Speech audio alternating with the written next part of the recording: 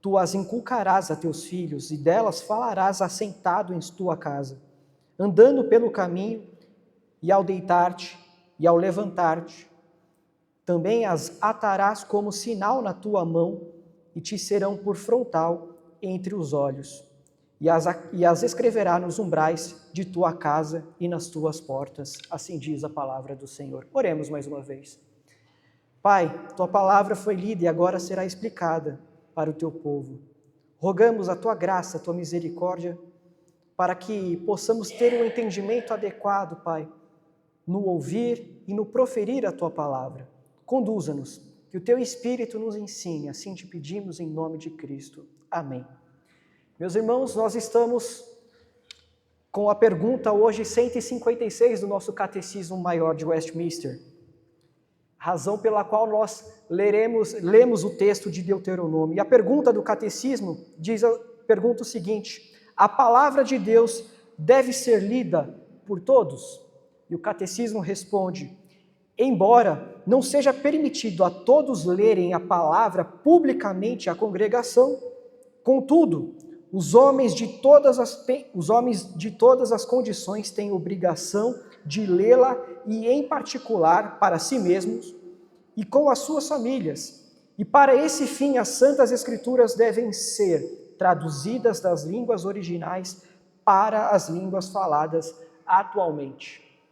Veja que interessante, ele faz uma distinção, embora não seja permitido a todos lerem publicamente, e aqui esse contexto de publicamente é o contexto congregacional, onde quem fala são os oficiais designados por Deus para tal função de ensino com autoridade, como Paulo fala em 1 Timóteo, no capítulo 2, que os homens ensinam com autoridade, e esses homens que ensinam com autoridade são os oficiais da igreja, que proporcionam o ensino doutrinário da fé. Neste sentido, apenas os oficiais proferem a palavra para a congregação. Mas é dever, como ele diz aqui no restante, contudo, que todos que tenham as condições de lê-la no particular, para si mesmo e para com suas famílias. Exatamente esse é o propósito que é colocado diante da palavra de Deus. Por isso, meus irmãos, o tema da exposição nesta manhã é vivendo sob o senhorio do único Deus. Vivendo sobre o senhorio do único Deus. E eu quero apresentar aqui para vocês o livro de Deuteronômio. Costumeiramente ouvimos falar que Deuteronômio é como se fosse a repetição da lei, mas não é bem isso. E o próprio livro nos diz, se você abrir no capítulo 1, no verso de número 5, veja na sua Bíblia, Moisés já explica a intenção, o objetivo desse livro. Ele diz assim: além do Jordão, na terra de Moabe, encarregou Moisés de explicar esta lei, dizendo, e aí vem o livro de Deuteronômio. Então o que é Deuteronômio? Explicação da lei. Explicação daquilo que o povo ouviu no Sinai e passou a peregrinar. Receberam a lei, recebeu o código da aliança, recebeu o Pentateuco, recebeu o código de santidade e agora eles estão na planície de Moabe, em frente à terra prometida. Moisés então agora passa a explicar a lei para essa segunda geração que adentrará a terra prometida. E observe então que este cenário é interessante porque o objetivo de guardar, de explicar a lei, é para que eles pudessem viver segundo a lei de Deus na terra prometida.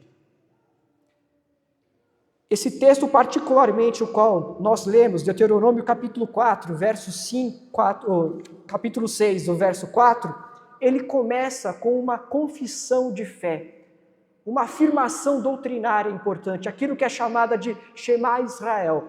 Todos os israelitas tinham que decorar isso e dizer: ouve, ó Israel, o Senhor Deus é o único Senhor. E disso decorre o nosso primeiro ponto.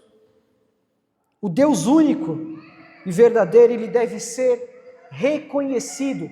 E veja, qual que é a finalidade, o objetivo de internalizar essa prática? Ele quer que essa afirmação doutrinária modele a nossa prática de vida, o nosso modo de viver deve ser moldado por aquilo que nós conhecemos como palavra de Deus, como conhecimento verdadeiro, como doutrina, deve modificar a compreensão de quem nós somos. Então, a comunidade de Israel, nós, povo da aliança, deve conhecer quem é o seu Deus.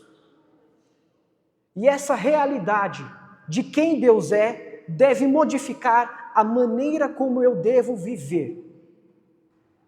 Ele começa com essa afirmação doutrinária importante. E observe que o texto ele tem uma estruturação bem simples. Ele começa dizendo que Yahvé, ele usa o nome pactual de Deus, é o único Senhor, portanto, Israel deve amá-lo totalmente, portanto, Israel deve guardar a sua palavra no coração, Israel deve ensinar os seus filhos, a palavra deve moldar o seu cotidiano e a palavra deve ser visível para que você não a perca em lugar nenhum. É essa estrutura que o texto põe. E essa confissão, então, teológica impacta exatamente a nossa maneira de viver. Observe que a função dessa primeira verdade, dessa afirmação, o Deus único deve ser reconhecido, é exatamente de transformar quem nós somos. Nós somos o povo da aliança e nós não temos outros deuses. Nós só temos um Deus. Observe, diz o texto, ouve Israel, imperativo, é um vocativo, escuta, ouve Israel, ouve povo da aliança. O Senhor, o nosso Deus, é o único Senhor. Essa confissão acompanha também no Novo Testamento, quando o apóstolo Paulo diz a primeira carta aos Coríntios, no capítulo 8, ele diz exatamente, recitando aqui o Shema mais uma vez, para a igreja, nós só temos um único Senhor. Isso deve modelar todo o nosso comportamento. Meu irmão, a implicação é exatamente essa, que o texto nos desafia, é que a doutrina importa para nós. Só que essa doutrina, ela não é apenas um conhecimento intelectual que eu adquiro, que eu compreendo, absorvo. Ela deve modelar a minha prática. A implicação prática de que nós temos um Deus único e verdadeiro decorre nos próximos versos.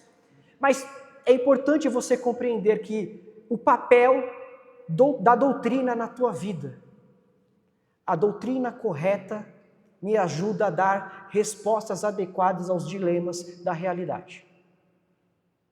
Quando você passa por situações desafiadoras, quando você enfrenta então o abismo entre a promessa e a realidade, o que te firma? O que te dá certeza e convicção para você passar bem pela circunstância? O que te faz você não se desesperar em situações calamitosas?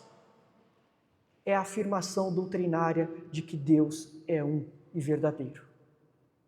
De que Ele é o Todo-Poderoso. De que Ele é soberano sobre todas as coisas. E isso me dá paz, me traz consolo, me dá o entendimento de que eu não estou largado. Não estamos em um processo aleatório de mutação. Não, Deus é o Criador e conduz todas as coisas. Isso nos traz convicção, doutrina correta, vida boa. Eu preciso ter a informação teológica adequada para responder às circunstâncias da vida de maneira correta, sábia. Esse é o grande desafio para nós. Mas observe que nós enfrentamos diversas dificuldades com relação à doutrina. Basta você abrir o seu Instagram e haverá alguém dizendo uma coisa que ninguém viu há mais de milênios na história da igreja. Olha, você sabia que a palavra hebraica significa tal coisa? E os cristãos interpretaram errado? E geralmente sempre falam heresia, esse povo. Geralmente é batata, é sempre heresia. A ideia é sempre que eles estão tentando trazer algo novo, porque a verdade posta, aquela doutrina, eles já não sabem mais o que fazer com elas. Não faz sentido. Por quê? Perderam o compromisso pactual com a palavra de Deus. Nós que estamos aqui de púlpito, nós recebemos o ofício de Cristo para comunicar a palavra de Cristo para os irmãos. Eu não estou aqui para falar a minha palavra, a minha compreensão da realidade, de forma alguma. Meu dever e compromisso pactual é comunicar a palavra de Cristo. Não sou eu que tenho boas novas, Cristo tem as boas novas. Meu dever é explicar com fidelidade isso. Não é trazer novidade para motivá-los. Nosso dever pactual com a palavra é guardar no nosso coração essa palavra. E não cair em invenções, em modismos, mas mantermos a fidelidade da verdade bíblica posta diante de nós. Por isso que essa verdade bíblica deve modelar quem nós somos, porque senão nós vamos cair nessa estranha necessidade de sermos sempre relevantes. Sempre termos uma coisa nova para instigar e chamar a atenção de alguém. Não é este o compromisso pactual que Deus quer de nós. Ainda que o mundo tenha um discurso contrário, busque sempre ter bons discursos, palavras que cativem o coração, o que deve modelar o nosso coração é a verdade da palavra de Deus. Tenhamos coragem, então, de cantar as velhas verdades todo dia em nossas vidas. Que essa palavra modele o nosso entendimento, quem nós somos. E essa afirmação doutrinária, o Senhor, nosso Deus, é um. Não tem outro. E aqui separa qualquer compromisso pactual que nós tenhamos com outras coisas. O Senhor requer lealdade do seu povo, fidelidade ao único Deus. Ele não admite que nós cocheemos entre deuses, que nós tenhamos relações pactuais fora da sua aliança. Isso é infidelidade. Deus requer fidelidade do seu povo. E observe então, em segundo lugar, o compromisso de viver diante do Senhor. Em segundo lugar o Deus único deve ser amado. E a segunda verdade, observe que ela vem agora no verso de número 5. Ele diz assim: amarás, pois, ou se você pegar na NA, portanto, amarás o Senhor, teu Deus, de todo o teu coração, de toda a tua alma, de toda a tua força. E basicamente é amar o Senhor com todo o teu ser. Com tudo aquilo que você é, você expressa este amor, esse compromisso filial com Deus. Amarás, pois, o Senhor, teu Deus, de todo o teu coração. Essa palavra coração aponta exatamente para uma realidade interna. Claro, e você vai me perguntar, mas e a alma? O que tem a ver com isso? E a força? É como se ele tivesse, o texto hebraico tivesse exagerando a circunstância. O coração significa o ser humano por inteiro.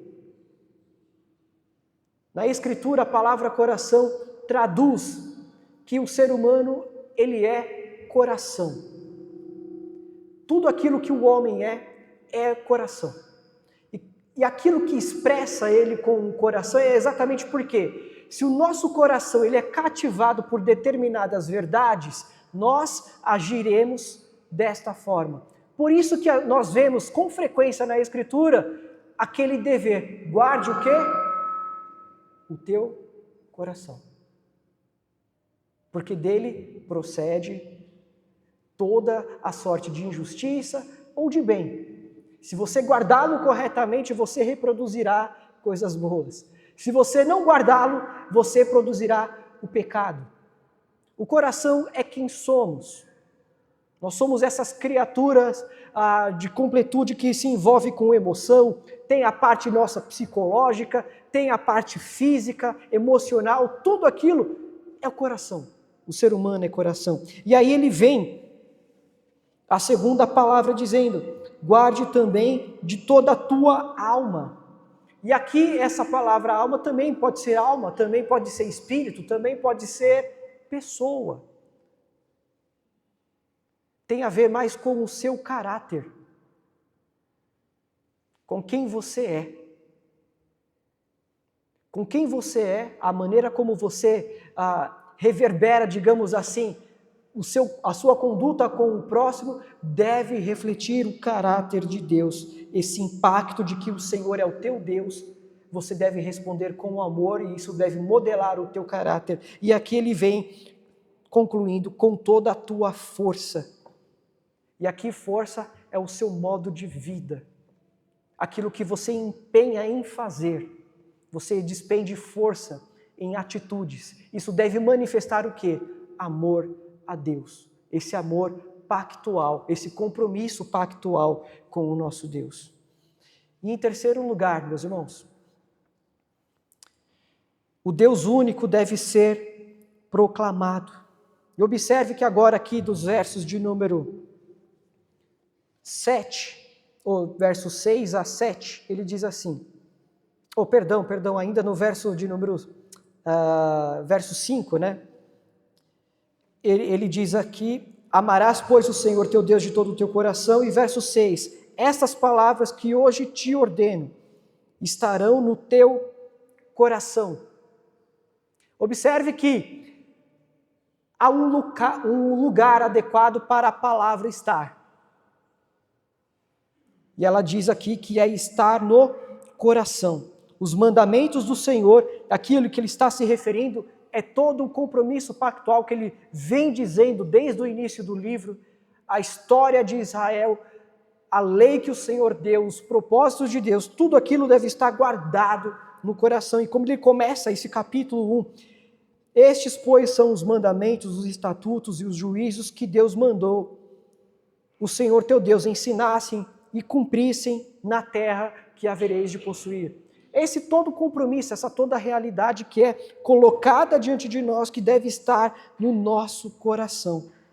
Exatamente para que possamos ter uma vida que manifeste não só o amor pactual com o nosso Deus, mas expressemos isso nos nossos relacionamentos, no nosso convívio, naquilo que nós somos.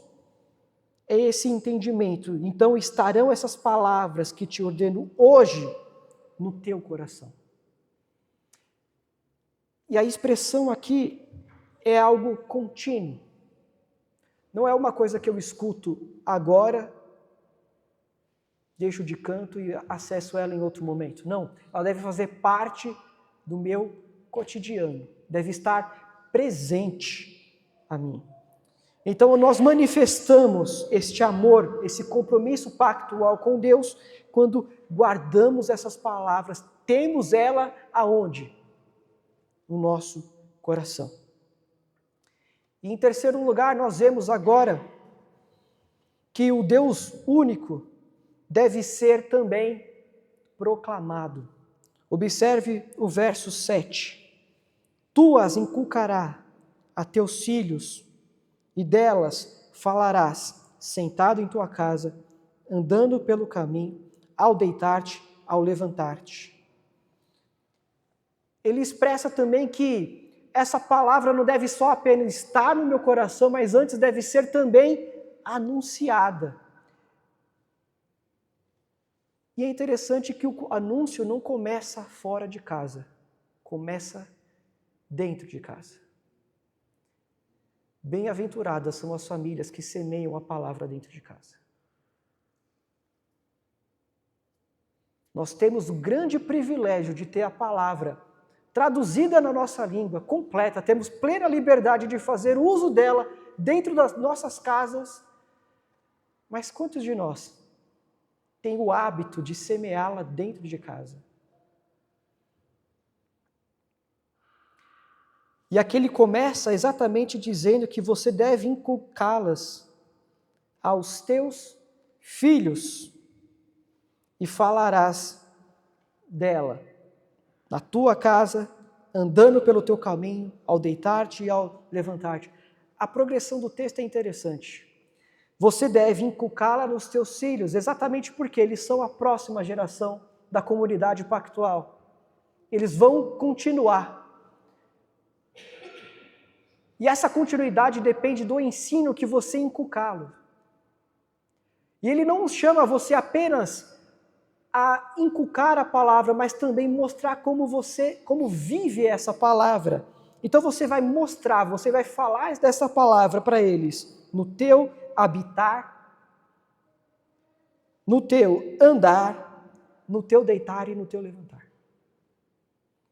Este compromisso pactual de semear a palavra dentro de casa. Sabe a primeira implicação, principalmente para vocês pais?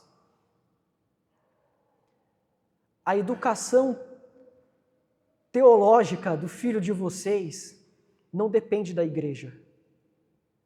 É dever de vocês. Nós, igreja, presbíteros, pastores, professoras de escola dominical, nós somos participantes que vocês permitem que nós atuemos. Mas o dever é de vocês. A responsabilidade é de vocês. Quando vocês trazem os seus filhos para o batismo, vocês assumem o compromisso solene diante de nós, de que lerão a palavra para eles, de que ensinarão eles a orar, darão bom testemunho da fé. Nós participaremos disso, mas o dever é de vocês. Certa feita, em um dos atendimentos lá na instituição de ensino qual eu trabalho, recebi uma ligação de uma determinada mãe que estava preocupada porque ela recebeu a bolsa de estudo para estudar. Mas nós temos um programa social que atende com material e também com uniforme escolar. Evidentemente não para todos. É impossível ter força financeira para bancar tudo isso. Então, nós temos um processo que atendemos, e ela achava um absurdo. Nós não concedemos para ela. E ela começava a, de alguma forma, dizer assim, vocês têm o dever, está na nossa Constituição. Ah, é? Eu disse, muito bem, se você abrir na Constituição, é dever dos pais. Eu não posso pegar o teu filho e matriculá-lo onde eu quero, certo? Pois bem, nossa sociedade tem transferido o dever.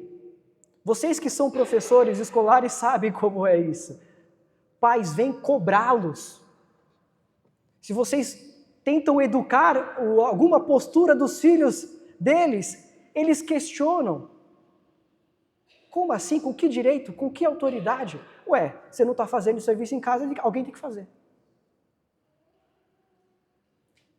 Só que, no contexto secular, eles vão receber a educação de quem? De ímpios.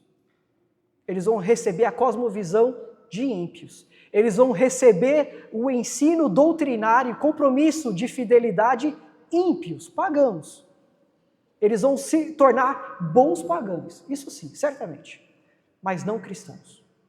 Se você não entender esse compromisso que você tem, pai, de educar os seus filhos, você comprometerá a continuidade da aliança do Senhor no meio do seu povo. Por isso era tão caro para Israel, é tão caro para nós. Esse compromisso de fidelidade pactual, de transmitir a verdade do Senhor. Nós devemos guardar isso com zelo. Ah, eu tenho dificuldade de ensinar. Muito bem, nós estamos aqui para te ajudar. Use-nos. Estamos aqui à disposição. Temos professoras que são muito bem treinadas para ensinar crianças. Temos teólogos, o reverendo Igor aqui, exatamente para isso, para nos dar essa instrução teológica adequada. Usemos isso. Permita-nos participar adequadamente, não como quem deve, mas sim como participantes. O dever é teu. Deus está cobrando isso daqui do povo. Perceba que ele está dizendo no singular. Teu. Diz assim, tu as inculcarás. Ele não está falando de maneira coletiva. É teu dever. No seu modo de viver, você deve mostrar a verdadeira fé para o teu filho. E isso vem como, meus irmãos? Se você não semear a palavra dentro da tua casa, essas coisas serão absolutamente impossíveis. Nós aqui nos reunimos uma vez por semana para instrução. Temos aqui a nossa EBD, mas eu não faço ideia do conteúdo que você assiste pelo Instagram. De quem são as figuras intelectuais que modelam o teu conhecimento. Eu não faço a menor ideia. Eu sei que nós só temos esse momento aqui. E se você não aprender a semear a palavra na tua casa, pode ter certeza que a tua mente, a tua cosmovisão, a sua maneira de pensar, de ler a realidade, está sendo moldada por essas lentes contrárias. Pode ser até que você tenha boas referências. Não faço juízo sobre isso. Mas, no compromisso pactual dessa comunidade, você deve ter um entendimento que começa o compromisso dentro de casa. Dentro de casa. Há um texto muito interessante do profeta Malaquias, capítulo 2, verso 13, que ele diz, vocês vêm a mim com choros e lágrimas e derramam, né, suas lágrimas nos altares, oferecem suas ofertas, mas Deus rejeita. Ele rejeita por quê? A razão de Deus ter rejeitado as ofertas, rejeitado o culto, é porque os homens têm sido infiéis com suas esposas. Veja a conexão. O meu lar, o compromisso pactual dentro do lar que eu tenho, tem totalmente relação com o culto que Deus está recebendo. É essa conexão que o texto está fazendo. Nossas vidas particulares têm a ver com a aliança do Senhor. Por isso que Deus se importa com o teu lar. Ele se importa com o teu casamento, Ele se importa com a maneira que você educa os seus filhos. Nós temos que ter esse entendimento. Então, irmãos, semeemos a palavra, proclamemos a palavra de Deus em nossos lares. Anunciemos, ensinemos, vivamos ela. Esse é o nosso dever, nosso compromisso pactual. E em quarto lugar, meus irmãos, e em último, o Deus único deve ser lembrado continuamente. Observe no verso de número 8 e 9. Também as atarás como sinal na tua mão, e te serão por frontal entre os olhos. Veja que a palavra, ela deve estar no meu coração, deve estar no meu lar, deve estar naquilo que eu faço. Quando ele diz, as atarás na minha mão, tem exatamente a ver com aquilo que eu faço. Claro que os judeus interpretaram essas coisas de maneira muito literal, né? E aí, por exemplo, colocaram, tem aquele chamado filactério, que tinha porções de texto hebraico numa caixinha que eles amarravam aqui na testa com uma fita e tal, e isso ficava a palavra então diante dos olhos deles. Mas o que Deus, a intenção de Deus é dizer o seguinte: a palavra do Senhor vai modelar aquilo que você faz e a maneira como você vê o mundo. Não são os ensinos do mundo que vai fazer isso. A palavra deve ter esse papel de modelador na tua vida. E se você não se dedicar em conhecer a Escritura, você falhará miseravelmente nisso. Você deve ter esse compromisso. Entenda, quando o apóstolo Paulo diz assim para a igreja: irmãos, cresçam no conhecimento do Senhor. O que é isso? É só relacional? Não, é também conhecimento doutrinário, é conhecer a história, a palavra de Deus guardada no coração para que você possa praticá-la. Eu devo adquirir o conhecimento e devo viver. Toda afirmação doutrinária, ela deve culminar em uma prática, em um modo de vida. Não é um conhecimento vazio, apenas para satisfação intelectual. Deus está preocupado com a maneira como nós vivemos, como viveremos. Então ele diz, também as atarás como sinal na tua mão. E é interessante que ele diz assim, como sinal na tua mão. Se é um sinal, é algo visível. Então, de maneira visível, deve ser visto que você tem um único Deus naquilo que você faz, nas suas atitudes. E ele complementa, dizendo, e te serão por frontal entre os teus olhos. E exatamente aqui é como se fossem as lentes sobre as quais eu lerei a realidade. E veja, meu irmão, todos nós somos intérpretes da realidade. Todos. Ninguém é neutro. Ninguém vê a realidade de maneira neutra. É impossível. O ser humano é um intérprete da realidade. O que nós não temos a capacidade é de compreendê-la em sua totalidade. Mas nós podemos compreender alguma coisa. É possível chegar a um conhecimento verdadeiro? Sim, é possível. Porque Deus criou esse mundo com lógica, com sabedoria, com entendimento. Por que nós criamos a matemática? Porque é possível fazer matemática. Porque Deus criou esse mundo com lógica e entendimento. Por isso é possível discernir tudo. Não, muita coisa. A grande falácia dos nossos dias, no conceito filosófico, tem sido essa. Cada um tem a sua verdade. Não, você tem a sua interpretação da realidade. A verdade, ela é o que é, independente de quem a interpreta. A verdade não é algo flexível, é algo que está diante de nós.